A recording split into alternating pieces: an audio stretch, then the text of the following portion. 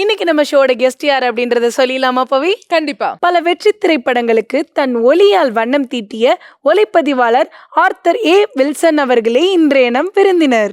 Let's welcome the talented cinematographer Arthur A. Wilson.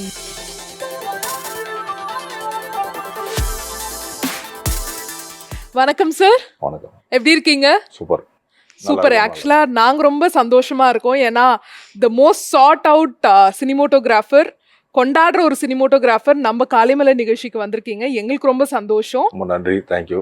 ரொம்ப சந்தோஷமா இருக்கு சார். நிறைய விஷயங்கள் அவங்களுடைய ஜேர்னி பத்தி கேட்டு தெரிஞ்சுக்க போறோம்.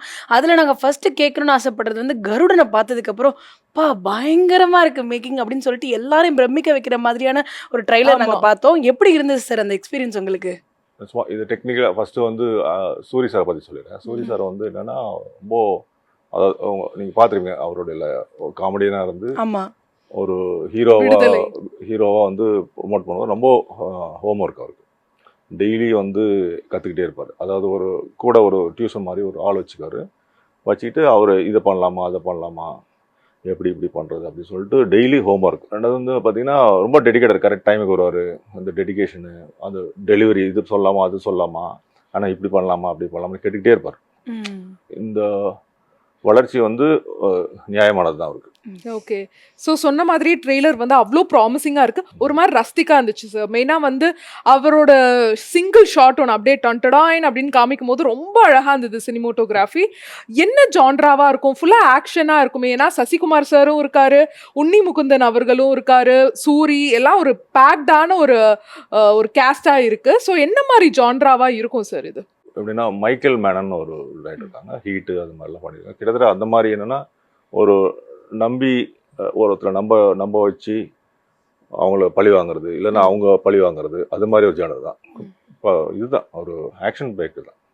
காமெடி ஒரு டைலாக் கூட, ஒரே ஒரு டைலாக் தான் காமெடி இருக்குது. மற்ற ஃபுல் படத்தில் காமெடியே கிடையாது. ஓகே. ஃபுல் சீரியஸ் படம். வெற்றிமாறன் சாரோட ஸ்டோரி வேற. அவரோட ஸ்டோரினாலே அவ்வளோ எதிர்பார்ப்பு இருக்கும். ஸோ இது வந்து ஃபுல் அண்ட் ஃபுல் வந்து ஆக்ஷன் பேக்டா அப்படியே விறுவிறுப்பா போற ஒரு கதைக்களமா? பயங்கர ஃபாஸ்ட்டாக போகும் படம். செகண்ட் ஹாஃப்லாம் அப்படியே ஸ்டார்ட் ஆகி முடிஞ்சிடும். அவ்வளோ ஃபாஸ்ட்டாக போகும். படத்தில் சாங் வந்து ஒரு சாங் தான் இருக்கு. அது வந்து ஃபுல்லாக ஆக்ஷன் தான். அது மாதிரி கேரக்டர் நல்லா எல்லாம் பண்ணியிருக்காங்க. உன்னி முதல்ல சூப்பராக பண்ணியிருக்காரு.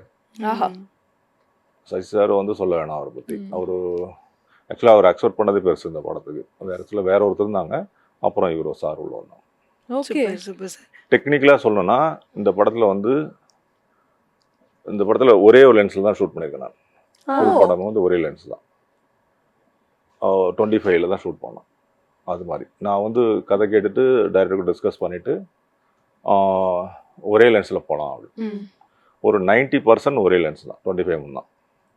அதாவது ஜூம் தொடவே இல்லை, வேற இல்லை. அதனால தான் அந்த உங்களுக்கு வந்து ஒரு மூடு வருது படத்தில். ஏன்னா இவனோட மியூசிக் உள்ளே வரும்போதே கண்டிப்பாக வந்து ஒரு லவ் பேஸ்டாக ஒரு விஷயம் கண்டிப்பாக இருக்கும் அப்படின்ற மாதிரி ஒரு எதிர்பார்ப்பு இருந்தால் கூட ட்ரைலரில் எங்களால் பார்க்க முடியலன்றதுனால படத்துலையும் அந்த மாதிரியான விஷயங்கள் நாங்கள் எதிர்பார்க்க வேண்டாமா சார்? லவ்லாம் இருக்காது படம். ஃபுல்லாக வந்து நல்ல மியூசிக் செம்மையாக பண்ணியிருக்காரு. அவர் வந்து இப்போது ரொம்ப நாள் கழிச்சா இந்த மியூசிக் வந்து கதையோடு இருக்குது, தனியாக தெரியாது. அதே மாதிரி இது வந்து நல்ல நேட்டிவ் சப்ஜெக்ட்னு தெரியுது சார். அந்த ட்ரெய்லர்லாம் பார்க்கும்போதே ஃபுல் நேட்டிவ் சப்ஜெக்ட், நல்லா ரஸ்டிக்கா, நல்லா ஒரு பேக்ரவுண்டே சூப்பராக இருந்துச்சு. ஸோ வந்து பிஜிஎம் வந்து இட் பிளேஸ் அ மேஜர் ரோல்ல கண்டிப்பாக இந்த படத்தில். டைலாக்ஸ் கம்மியாக தான் இருக்கும். ஒன்லி அவருடைய கான்ட்ரிபியூஷன் ரொம்ப நல்லா பண்ணியிருக்காரு. அதாவது அவர் ரொம்ப இப்போதைக்கு அது மாதிரி யாரும் மியூசிக்கில் அந்த அளவுக்கு கான்ட்ரிபியூட் பண்ணல. அதே மாதிரி யாரோட பெர்ஃபார்மன்ஸ், ஏன்னா எல்லாருமே வந்து சூப்பராக நடிக்கிற ஆர்டிஸ்ட் தான் இருக்காங்க கருடன் படத்தில். யாரோட பெர்ஃபார்மன்ஸ் வந்து உங்களோட ஃப்ரேமில் பார்க்கும்போது ஆஹா என்னடா இது பயங்கரமாக நடிக்கிறாங்களே, அசத்துறாங்களேனா எந்த ஆர்டிஸ்ட்டை சொல்லுவீங்க சார்? எனக்கு தெரிஞ்சு சூரி சார் தான் பெட்டர். சூரி சார் தான். அவரை பார்த்துறோம் நம்ம. சசி சாரை பார்த்தாச்சு, உன்னி சாரை பார்த்தாச்சு. இவரோட டிரான்ஸ்ஃபார்மேஷன் தான் ரொம்ப நல்லா இருந்துச்சு. சூரி சார் பார்க்கும்போது நாங்கள் போய் சொல்லுவோம் அப்பப்போ ஒரு 2-3 டைலாக்லாம் சிங்கிள் அதாவது கிட்டத்தட்ட ஒரு 8 பக்கம் பேஜா ஒரே ஷாட்ல பேசியிருக்காரு. பேசுவார். ஸோ பயங்கரமான ஒரு எதிர்பார்ப்பில் அந்த படம் இருக்குது. அதே நேரத்தில் வந்துட்டு பார்த்தீங்க அப்படின்னா ரிஸ்க் எடுக்கிறதெல்லாம் எங்களுக்கு ரஸ்க் சாப்பிட்ற மாதிரி அப்படின்னு சொல்லிட்டு ஒரு பெரிய லிஸ்ட்டு பட்டாலுமே வச்சுருக்கீங்க உங்களுடைய படத்தில். அதில் வந்து இரவின் நிழல், ஏன்னா நாங்கள் எல்லாருமே வந்துட்டு இப்படியெல்லாம் ஒரு விஷயம் பாசிபிளாக இருக்குமா அப்படின்ற அளவுக்கு நாங்கள் எல்லாருமே வியந்து போன ஒரு விஷயம் இரவின் நிழல். அந்த படத்தில் நீங்கள் ஒர்க் பண்ண எக்ஸ்பீரியன்ஸ் எப்படி இருந்தது சார்? அதுக்கு வந்து தேங்க்ஸ் சொல்லணும்னா பார்த்திபன் சார் தான் தேங்க்ஸ் சொல்லணும். ஏன்னா இது மாதிரி டைரக்டர்ஸ் தான் வந்து இது மாதிரி படங்கள் பண்ண முடியும். ஏன்னா அவருக்கு பட்ஜெட்டு வந்து கோஆப்ரேட் பண்ணது படம். ஸோ அதனால் அவருடைய முயற்சியை வந்து பாராட்டப்படணும். அது ஒர்க் பண்ண எக்ஸ்பீரியன்ஸ் என்னென்னா வந்து அவர் வந்து கிட்டத்தட்ட அதுக்கு முன்னால் வந்து ரொம்ப நாளாக பிளான் பண்ணிட்டார். எனக்கு எப்பயுமே கூப்பிடுவார். நான் அவர்கிட்ட வந்து அசிஸ்டண்டாக இருக்கிறது வந்து ஒர்க் பண்ணியிருக்கேன். கூப்பிடுவார். அப்புறம் நான் படம் பண்ண போயிட்டேன். அவர் வேறு படம் போயிட்டு கூப்பிடுவார். கூப்பிட்டு இது மாதிரி ஒரு படம் பண்ணோம். வேறு படத்தெல்லாம் கூப்பிடுவார். மேக்ஸிமம் கூப்பிடுவார். சம்பளம் கேட்பார். நான் அவர் சொல்லுவேன் என் படத்துல பட்ஜெட்டே எவ்வளோதான் அப்படிம்பாரு. சரின்ட்டு நான் சரி சார் அப்புறம் பண்ணிக்கலாம் அப்படின்னு சொல்லிட்டு இந்த படம் எப்படின்னா சொன்னோடனே ஓகே சிங்கிள் ஷாட்னோடனையும் சரி ஓகே சார். இவர் அதுக்கு முன்னே நிறைய லொக்கேஷன் பார்த்துட்டாங்க. வேற ஒரு கேமரா ட்ராவல் ஆகிட்டாங்க. எனக்கு அதெல்லாம் லேட்டாக தான் தெரியும். என்னை கூப்பிட்டு பேசினாரு. சிங்கிள் ஷாட்னோடனே சரி ஓகே பண்ணலாம் அப்படின்னு சொல்லிட்டு அவர்கிட்ட ட்ராவல் பண்ணோம். கிட்டத்தட்ட ஒரு 60 days. அதாவது நாங்கள் ஃபர்ஸ்ட் லொக்கேஷன் அந்த படத்துக்கு லொக்கேஷன் பார்க்குறதே நிறைய இடத்துல லொக்கேஷன் பார்த்துட்டு அதுக்கு எங்களுக்கு கம்ஃபர்ட்டாக இருக்கணும். கிட்டத்தட்ட ஒரு 2 kilometers அளவுக்கு செட் இருக்கும். அதில் வந்து ஒரு 60 days ரிஹர்சல் பண்ணோம். ஒரு 20 days ஏதோ ஷூட் பண்ணோம். ஓகே. அதில் வந்து நடுவில் ஒரு டேக் வந்து ஓகே ஆச்சு. ஒரு 2-3 டேக் ஓகே ஆச்சு. லாஸ்ட்டாக ஒரு 11-20 அது மாதிரி சரி ஞாபகம் இல்லை. அந்த டேக் ஓகேனால அதான் நீங்கள் பார்க்குற படம். ரெண்டாவது நான் இன்னும் கிட்டத்தட்ட ஒரு 28 வருஷம் ஆகுது நான் ஸ்டார்ட் ஆகி. அவ்வளோ எக்ஸ்பீரியன்ஸ் அந்த படத்துக்கு தேவைப்படுது. 102 லைட்டிங் சேஞ்சஸ் இருக்குது. டே ஆகும் நைட் ஆகும் மாறிக்கிட்டே இருக்கும். ஸோ அந்த எக்ஸ்பீரியன்ஸ் இருந்தால் மட்டும்தான் அது பண்ண முடியும். அதுக்கு நிறைய ரிசர்ச்லாம் போயிருக்கும்ல சார்? ஏகப்பட்ட ரிசர்ச் போயிருக்கோம். என்ன மாதிரி ரிசர்ச்லாம் நடந்துச்சு? என்னன்னா நான் என்ன பண்ணுவோம் அந்த இடத்துல போய் உட்காந்துங்க. இப்போ இந்த செட்டுனா இந்த இதுலேயே வந்து கிட்டத்தட்ட ஒவ்வொரு சீன் நடக்கிற இடத்துலையும் அது ஒரு 5 hours 6 hours அங்கேயே உட்காந்துருப்பேன். உட்காந்து லைட்டிங் நான் எழுதிட்டே இருப்பேன். இது பண்ணலாம் அது பண்ணலாம் அது பண்ணலாம் எழுதிட்டு அப்புறம் ஜென்ரல் லைட் பண்ணுவோம். அது மாதிரி டெய்லி அங்கேயே தான் இருக்கணும். அதாவது அந்த படத்தில் வந்து ப்ரெசன்ஸ் நாங்கள் இருக்கணும். ஓகே. இருந்தால் மட்டும் தான் அது லைட்டிங் பண்ண முடியும். Super sir. சரி, இப்போ வந்துட்டு இந்த ஒரு கட்டத்தில் இந்த படத்தை நான் ஓகே சொன்னேன் அப்படின்னு ஒரு காரணம் இருக்கும்ல சார்? ரிஸ்க் இருக்கு அப்படின்றதுனால ஓகே சொன்னீங்களா இல்லை வேற ஏதாவது காரணம் இருந்ததா? இல்லை இது மாதிரி கிடைக்காதுமா. இப்போ ரெண்டாவது இது பார்த்தீங்கன்னா நான் கடவுள் வந்து திருப்பி எடுக்க முடியாது. பஞ்சதந்திரம் எடுக்க முடியாது. கண்டிப்பா. அன்வேஷமும் எடுக்க முடியாது. ஸோ இதெல்லாம் வந்து ஏதோ பிளஸிங்ஸ் நமக்கு வருது. ஸோ திருப்பி எடுக்க முடியாத படங்கள் இதெல்லாம். வானத்தை போலாம் எடுக்க முடியாது. நமக்கு தெரியும், கதை கேட்கும் போது தெரியும். 23 வரவே முடியாது. கண்டிப்பா. அது கதை படிக்கும் போதே தெரிஞ்சிடும். ஸோ நீங்கள் நான் கடவுள் சொன்னும் போது கண்டிப்பாக இந்த கேள்வியை கேட்டே ஆகணும். இப்போ வரைக்கும் மக்கள் வந்து ஒரு கல்ட் மூவினா கண்டிப்பாக நான் கடவுள் தான் சொல்லுவாங்க. அவ்வளோ சூப்பராக இருக்கும் மேக்கிங் அண்ட் அவ்வளோ அழகாக இருக்கும் அந்த ஸ்க்ரீன் பிளேவே பார்க்குறதுக்கு. ஸோ அந்த படத்தோட எக்ஸ்பீரியன்ஸ் கண்டிப்பாக எங்களுக்கு ஷேர் பண்ணுங்கள் சார். எங்களுக்கு தெரியாத விஷயங்கள்லாம், ஏன்னா பாலா சார் வந்து எவ்வளோ பெரிய ஸ்ட்ரிக்ட் ஆஃபீஸர்னு எங்களுக்கு அந்த விஷயம் தெரியும். பட் என்னென்ன மாதிரியான பிஹைண்ட் த சீன்ஸ்லாம் நடந்துச்சு சுவாரஸ்யமான விஷயங்கள் நான் கடவுள் படத்தில்? அது என்னன்னா ஃபர்ஸ்ட் ஆக்சுவலாக வேற ஒரு ஆர்டிஸ்ட் இருந்தாங்க. அப்புறம் வந்து ஒரு 3 ஹீரோயின் மாறினாங்க இந்த படத்துக்கு. 3 ஹீரோயின் மாறினாங்க. அப்புறம் ஆரியா வந்தாப்புல. ஆரியா வந்த படம் தான் டேக் ஆஃப் ஆச்சு. கிட்டத்தட்ட 299 days ஷூட் அது. அது மாதிரி திருப்பி வராது அது மாதிரி படம். அவர் நினைச்சாலும் அசம்பிள் பண்ணவே முடியாது. அது மாதிரி அவ்வளோ ஆர்டிஸ்ட்டு. அந்த குழந்தைங்க எல்லாமே வந்து வீட்டு குழந்தைங்க தான். நீங்கள் படம் பார்த்துருப்பீங்க. அது எல்லாமே வீட்டு குழந்தைங்க தான். எங்கள் கூடயே உட்காந்துருக்கோம்.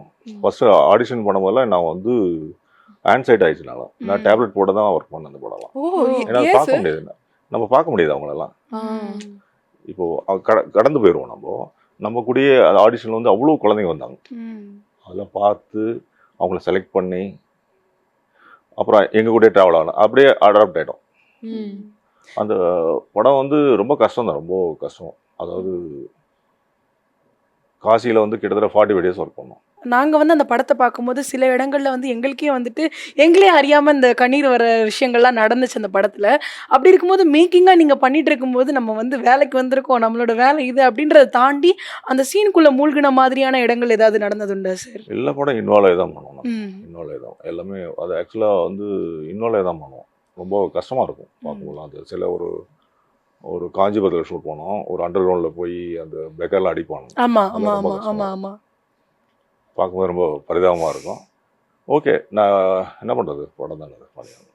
ரியல் கிடையாது ஆக்சுவலாக. ஆனால் அது நம்ம ரியாலிட்டியாக கொண்டு வரணும். அதான் ஒரு ஜாப் சினிமாட்டர்.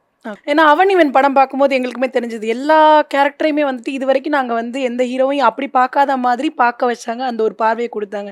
அப்படின்றப்போ இவங்க இப்படி தான் வேணும், எனக்கு இந்த மாதிரியான ஒரு ஃபேஸ் கட்டில் வேணும், அதை வந்து நீ இந்த மாதிரியான ஃப்ரேமில் காட்டணும் அப்படின்ற மாதிரியான ரெஸ்ட்ரிக்ஷன்லாம் பண்ணியிருப்பாங்கல்ல. என்ன மாதிரி டிஸ்கஷன்லாம் போச்சு சார் உங்களுக்கும் பாலா சாருக்கு நடுவில்? அவங்க ஸ்டோரி வந்து ஒரு 4-5 பேர் தான் சார் டிஸ்கஸ் பண்ணுவாங்க.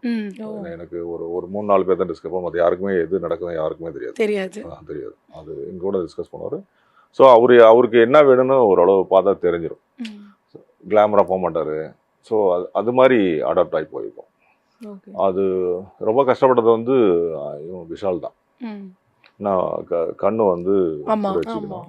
அப்படி என்ன அதில் என்ன கஷ்டம்னா வந்து பார்த்தீங்கன்னா அவ்வளோ பேர் நடிப்பாங்க. கண்ணு இருக்கணும், லைட்ஸ் பண்ணியிருப்போம், ஹெவியாக லைட் பண்ணியிருப்போம். யாராவது ஒருத்தர் கிராஸ் பண்ணாங்களே கண்ணு ஸ்ட்ரைட் ஆகிடும். புரியுங்களா? அவங்கள ஃபாலோ பண்ணுவாங்க இல்லையா, அதுக்கு ஸ்ட்ரைட் ஆகிடும். மறுபடியும் அவன் வந்து பண்ணணும். பயங்கர ஹெட்டேக்காக இருக்கும். ஃபீமேல் சாங் பண்ணுவோம், அதில் ரொம்ப கஷ்டப்பட்டாங்க. கிட்டத்தட்ட 12 days 15 days ஷூட் பண்ணுவோம் அந்த படம், அந்த சாங் மட்டும். 5 days எனக்கு தெரியாது. ஏன்னா 5 days வந்து ரிஹர்சல் பண்ணி சாங் போயிட்டே இருக்கு. சரி சாங் முடிஞ்சுன்னு பார்த்தா சார் இல்லை நல்லா இல்லை, ஃபர்ஸ்ட்ல இருந்து ஸ்டார்ட் பண்ணலாம். மறுபடியும் முதல்ல இருந்து நிறைய போச்சு. அவனுக்கு ஃபெமினா இல்லை, அப்போ மேன்லியா இருப்பான். நாங்கள் வேணுனவே கலாட்டா பண்ணுவோம். பார்த்தேன் நான் சொல்லுவோம். அது மாதிரி உங்களுக்கு வந்து மறக்க முடியாத ஒரு ஷூட்டிங் விஷயம் நம்மளோட படத்துல எந்த சீன் சொல்லுவீங்க சார்? அது வந்து சாங் தான் சொல்லுவோம். சாங் ரொம்ப கஷ்டம். அந்த ஹே ஃபர்ஸ்ட் மியூசிக் இதே இருக்காது, லிரிக்கே இருக்காது. லிரிக்கெல்லாம் ஒன்லி மியூசிக் மட்டும் தான் இருக்கும். அது சொல்லுவோம். அப்புறம் அந்த ஒரு மாடுலாம் சேர்ந்து கிளைமேக்ஸ்ல அது ரொம்ப கஷ்டம். ஏன்னா உள்ள போகவே முடியாது. நீங்க பாக்குறது வெளியே இந்த தியேட்டர்ல பாக்குறீங்க, நாங்க உள்ள போய் வேலை செய்யணும். ஃபர்ஸ்ட் ஒரு அசிஸ்டன்ட்ல வந்து ஒரு தட்டு தட்டுச்சு, அவ்வளவுதான். நீ போயிடுச்சு அவனுக்கு. ஆமா, அது பாத்தீங்கன்னா இது கயிறுலாம் இருக்காது. ஒரு 2000 மாடு இருக்கும். இப்போ வந்து 2000 மாடு என்னன்னா 2000 மாடு காலையில கொண்டு வந்துருவாங்க, தண்ணி குடிக்கணும். அவ்வளவுதான் முடிஞ்சிச்சு. 2000 மாடு போய் தண்ணி குடிக்கணும்ல. ஸோ அதனால ஒரு ஹாஃப் டே தான் ஷூட் பண்ணுவோம். போயிட்டு தண்ணி குடிச்சு வரதுக்குள்ள ஆமா, அது அவ்வளோ நிறைய ப்ராக்டிகல் ப்ராப்ளம். எவ்வளவு நாள் எடுத்துச்சு சார் அந்த ஒரு சீனுக்காக வேண்டி? அந்த கிளைமேக்ஸ் எல்லாம் கிட்டத்தட்ட ஒரு 15 நாளைக்கு மேல போச்சு. ஏன்னா இதுதான் ப்ராக்டிகல் ப்ராப்ளம். எல்லா மாடு தண்ணி குடிக்கணும்ல, மாடு சாப்பிடணும். நீங்க சொல்லும் போதே எவ்வளவு சேலஞ்சிங்கா இருந்திருக்கும்னு கண்டிப்பா எங்களால உள்ளே போக முடியாது. சரி, எங்களுக்கு வந்து நீங்கள் சொல்லும்போது ஒரு படத்துல இவ்வளோ ரிஸ்க் இருந்திருக்கு அப்படின்னா, நீங்கள் பண்ண ஒரு பெரிய லிஸ்ட்டில் வந்து பயங்கர ரிஸ்க்குன்னு நிறைய இருக்கும் போல். அந்த மாதிரி வந்து இந்த படம் என்ன பயங்கரமாக வேலை வாங்கிருச்சு அப்படின்னு நீங்கள் நினைக்கிற படம் அப்படின்னா என்ன படம் சொல்லுவீங்க சார்? வேலை வாங்கிச்சு இல்லை, அன்பேசம் தான் கொஞ்சம் கஷ்டமா இருந்துச்சு. ஏன்னா ஃபுல்லாக ரெயின் பெஞ்சிட்டே இருக்கும், படம் பார்த்தீங்கன்னா வெட்டிலே இருக்கும். ஆமாம், அந்த ஃப்ளட் மாதிரி இல்லாமல் இருக்கும். அதுதான் எங்களுக்கு எனக்கு தெரிஞ்சு கொஞ்சம் பெரிய ஒர்க் வந்தது. அதே மாதிரி நீங்க கமல் சாரோட நிறைய படங்கள் ஒர்க் பண்ணிருக்கீங்க. அவரோட ஸ்டைல் எப்படி இருக்கும் sir, as a director, as an actor? அவரு ரொம்ப பரபரப்பா இருப்பாரு, நீங்க பாக்குற மாதிரிலாம் இல்லை. ரொம்ப பரபரப்பா இருப்பாரு, ரொம்ப ஹீட்டா இருக்கும். அவரு அதாவது எது சொன்னாலும் உடனே நடக்கணும், அது மாதிரி இருப்பாரு. ஆனா பஞ்சதன பாத்தீங்கன்னா வந்து எனக்குலாம் நான் இப்பதான் அதை பார்த்து காமெடியை என்ஜாய் பண்றேன். ஷூட்டிங்ல நாங்க என்ஜாய் பண்ணதே இல்லை. என்ன சார் இது எங்களுக்கு வந்து ஆச்சரியமான ஒரு விஷயமா இருக்கு. நாங்க ஷூட்டிங் எடுத்துட்டே இருக்கணும், திருப்பி எடுக்கிறதுனால அது ஜோக்கா இல்ல. ஆமா, எடுத்து அது புரியே போயிடும். அது போய் பேசிட்டே இருப்பாங்க. நாங்க அந்த இடத்துல அந்த சீன் முடிச்சானோம். ஏன்னா இவ்வளோ ஆர்டிஸ்ட் சும்மா பார்த்துட்டு இருப்போம், அவ்வளோதான். ஒழிய அதனுடைய ஸ்வீட் வந்து இப்போதான் நான் ஃபீல் பண்றேன். நீங்க வந்து கமல் சார் கிட்ட இருந்து இந்த ஒரு விஷயம் நான் எடுத்துக்கிட்டேன், ரொம்ப சூப்பரான ஒரு விஷயம், அது வந்து என்னோட கெரியருக்கு ஹெல்ப் பண்ணுது அப்படின்ற மாதிரி விஷயம் ஏதாவது இருக்கா சார்? நிறைய இருக்கு. ஆமா, எனக்கு வந்து கமல் சாருக்கு முன்னால கமல் சாருக்கு பின்னாலும் வச்சுக்கலாம். உங்க லைஃப். ஆமா, ஓகே. அது என்ன மாதிரியான மாற்றங்கள் சார்? என்னன்னா சின்சியரா ரொம்ப டெடிகேஷனா இருப்பாரு, அது ரொம்ப ஒரு ஃபோக்கஸ்டா இருக்கணும். அது மாதிரி வந்து அதுக்கு முன்னால வந்து எல்லா டெக்னீஷியனும் ஒரு தடவை ஒர்க் பண்ணணும். எனக்கு பொறுத்து சினிமா கத்துக்கிறதுக்காகவா எல்லா விஷயம் பேசிட்டே இருப்பார். நான் கிட்டத்தட்ட 3 படம் பண்ணேன் கூட. அது மாதிரி எல்லா விஷயம் பேசிட்டே இருப்பார். போய் இது பண்ணுங்க அது பண்ணுங்க, எல்லா விஷயம் அவர் பேசாத டாபிக்கே கிடையாது. ஸோ நமக்கு ஃப்ரெஷ்ஷாக வெளியே வரும். ஓகே. அவர் உங்களோட ஒர்க் பார்த்துட்டு ஏதாச்சும் காம்ப்ளிமெண்ட் கொடுத்தாரா, இன்புட்ஸ் கொடுத்தாரா? நல்லா இருக்குன்னு சொன்னார். அது அன்பேஸ் எல்லாம் பார்த்துட்டு நல்லா இருக்கு, அந்த கிளைமேக்ஸ் எல்லாம் பார்த்தாரு, ரொம்ப நல்லா இருக்கு. சில இதெல்லாம் சில ஃப்ரேமிங்லாம் சொல்லுவார், எல்லாம் ரொம்ப நல்லா இருக்கு. இன்டர்நேஷனல், அதாவது ஃபெஸ்டிவல் மாதிரி இருக்கு, அது மாதிரி சொல்லுவாங்க. ஒரு உட்காந்து கல் போட்டுட்டு இருப்பாங்க, ஆமா அதெல்லாம் ரொம்ப அப்ரிசியேட் பண்ணாங்க. Super sir. ஸோ புது புது விஷயங்களா நம்ம பண்ணும்போது கண்டிப்பா இது வந்து இந்த மாதிரி ஒர்க் அவுட் ஆகும் அப்படின்னு ஒன்று இருக்கும். ஏன்னா ஓவரால் வந்து பஞ்சதந்திரம் படம் வந்துட்டு எல்லாமாவும் கலந்து காமெடி இருக்கும், ஃபேமிலி கண்டென்ட் இருக்கும், பயங்கரமான என்டர்டெயின் இருக்கும், எல்லாமே இருக்கும். அதுல வந்து எந்த போர்ஷன் உங்களுக்கு ரொம்ப பிடிச்சி நீங்க ஷூட் பண்ணீங்க சார்? அவங்களுடைய அந்த இதுக்கு போகணும், பெங்களூர் போகணும், மேகியை தேடி போறது, அதெல்லாம் ரொம்ப ஃபன்னாக இருக்கும். ஓகே, அவங்க எல்லாமே ஃப்ரெண்ட்லியாக இருப்பாங்க. அவங்க அந்த ஆர்டிஸ்ட் எல்லாமே அவங்க பார்த்தீங்கன்னா அங்கே தான் வந்து டைலாக் பேச ஆரம்பிப்பாங்க. டைலாக் எழுதி கொடுத்துட்டு போயிட்டாங்க சார், கிரேசிமோகன் சார். அந்த ஸ்பாட்டில் தான் டைலாக் இம்ப்ரூவ் ஆகும். ஓகே, ஏன்னா எல்லாருமே வந்து நமக்கு பிடித்த ஆக்டர்ஸ், அதுல சூப்பரா யாரோட காமெடியை ரசிக்கிறதுனே தெரியாது. ஏன்னா நான் ஸ்டாப்பா எல்லாரோட காமெடி காட்சிகளும் அவ்வளோ சூப்பரா இருக்கும். உங்களுக்கு ரொம்ப பிடித்த ஆர்டிஸ்ட்னா எந்த ஆர்டிஸ்ட் சொல்லுவீங்க? நம்ம கமல் சார் தவிர. யூகி சேது, ரம்யா கிருஷ்ணன்.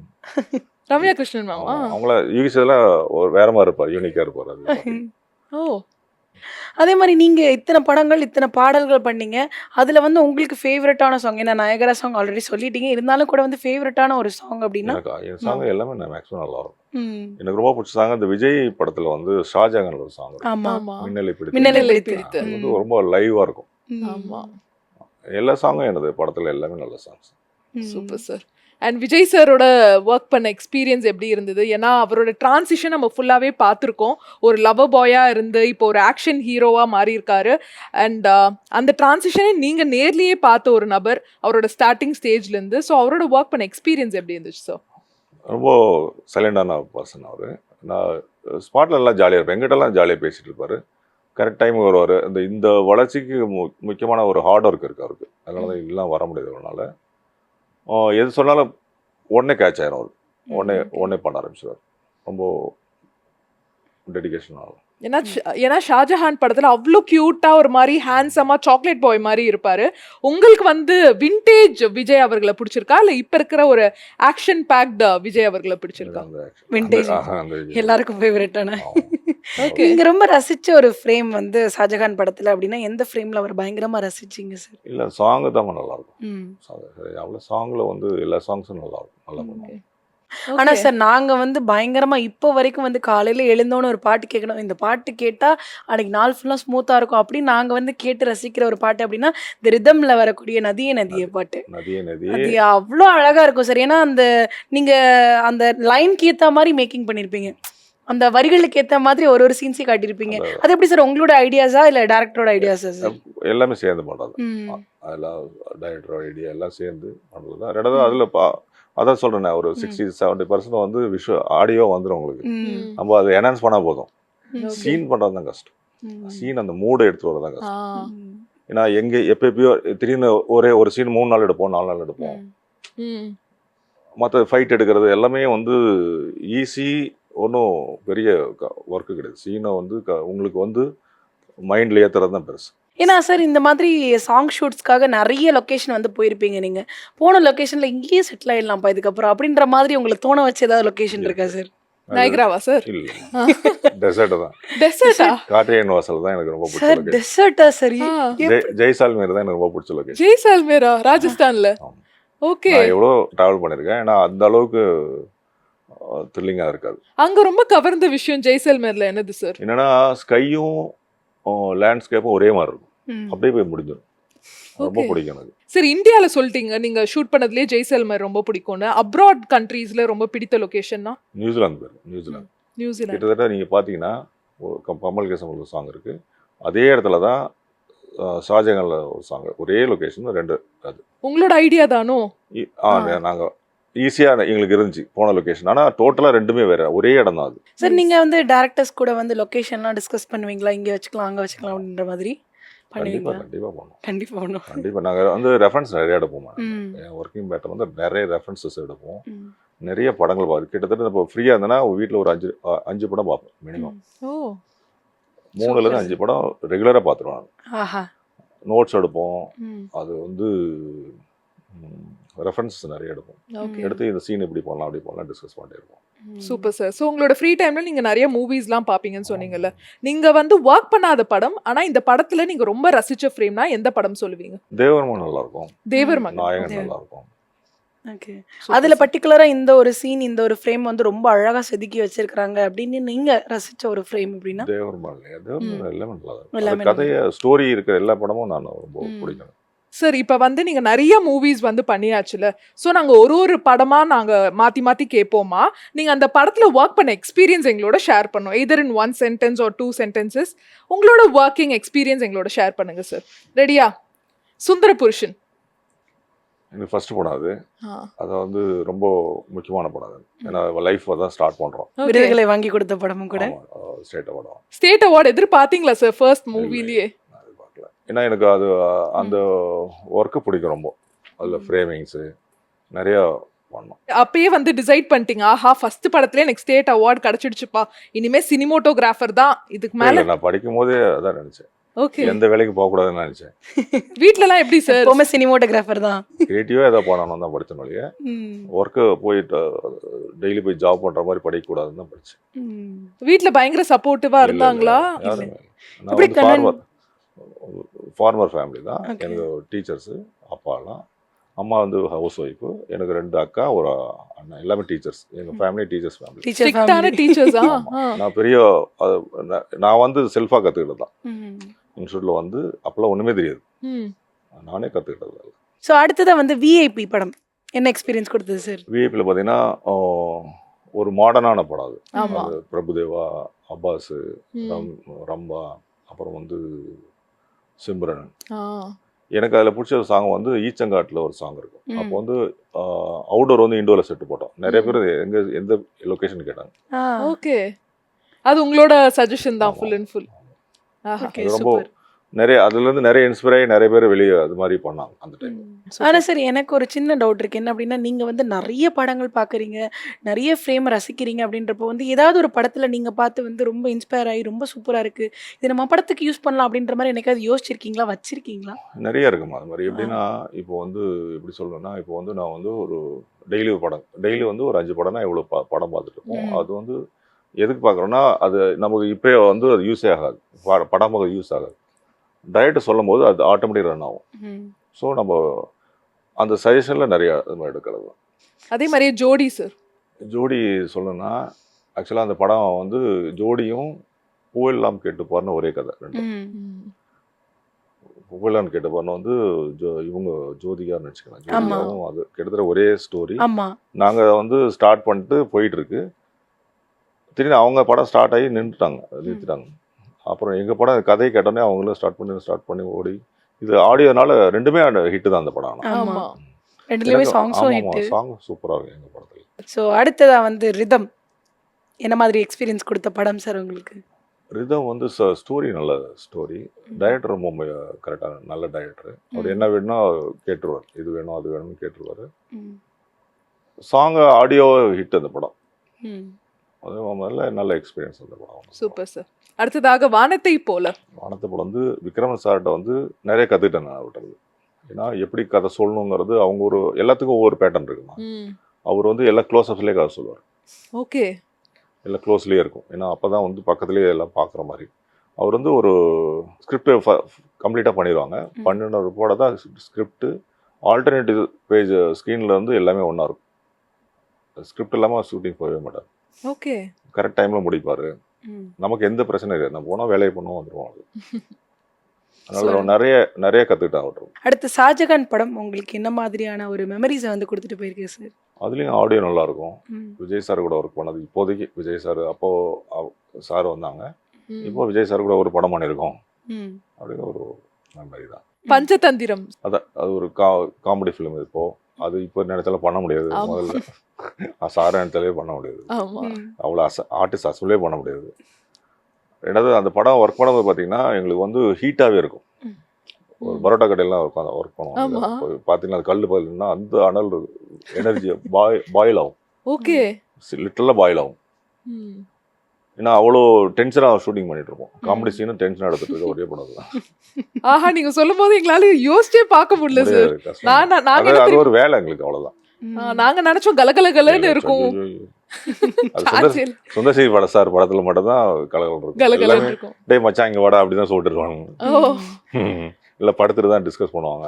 ஓகே. சுந்தர் சி படத்தெல்லாம் ஜாலியாக இருக்கும். பமல் கே சம்பந்தம் சார். மம்முல்கே வந்து ஆக்சுவலாக வந்து நான் பாதியில் போய் ஜாயின் பண்ணேன், வேற ஒரு கேமரா ஆக்சுவலாக Okay. பாதியில் ஜாயின் பண்ணேன்.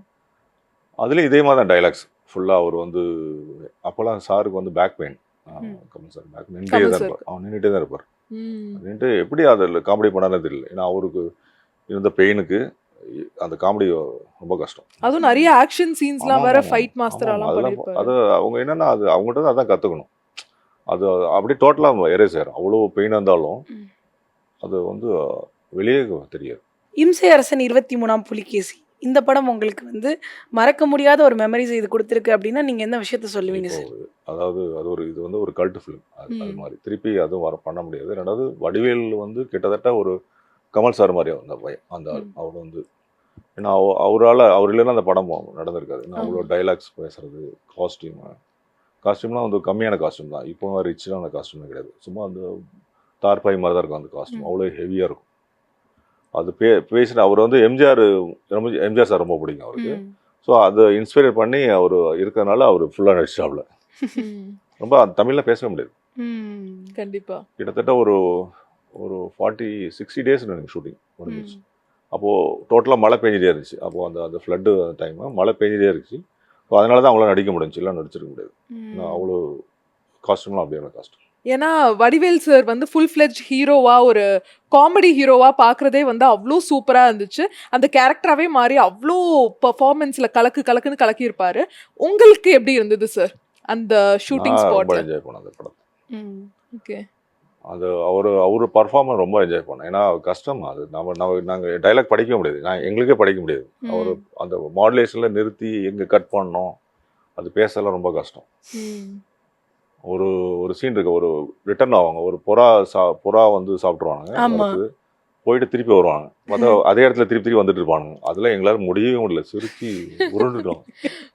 ஷூட்டிங் ஸ்பாட்லயே பயங்கர ஆமா. ஃபன்னா இருந்தது. அவங்க எங்க உள்ள போனாலும் பின்னாடி வந்து ஆமா, கொண்டிருப்பீங்களா? இலவசெல்லாம் பார்த்தீங்கன்னா இலவசம் இப்போ பார்த்தீங்கன்னா தெரியும், சுச்சினே இருப்பாரு, எவ்வளோ டேக் போச்சு, முடியல வந்த பாதை அந்த மாதிரி சொல்லிட்டு இருப்பாங்க. ஆ.